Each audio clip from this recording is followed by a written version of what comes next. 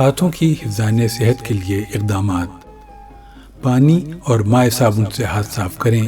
بہتے ہوئے پانی کے نیچے ہاتھ گیلے کر کے مائع صابن لگائیں اور ہاتھ مل کر صابن کا جھاگ بنائیں۔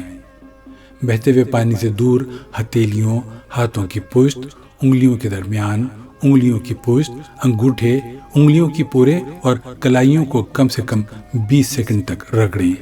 بہتے ہوئے پانی کے نیچے ہاتھوں کو اچھی طرح سے دھوئیں۔ ایک صاف کاٹن کے تولیہ، پیپر ٹاول یا ہینڈ ڈرائر سے اچھی طرح ہاتھ خشک کریں۔ صاف ہاتھوں کو دوبارہ پانی کے نلکے کو نہیں لگانا چاہیے۔ نلکا بند کرنے کے لیے پیپر ٹاول ٹونٹی کے گرد لپیٹیں یا ٹونٹی کو صاف کرنے کے لیے پہلے اس پر پانی ڈالیں۔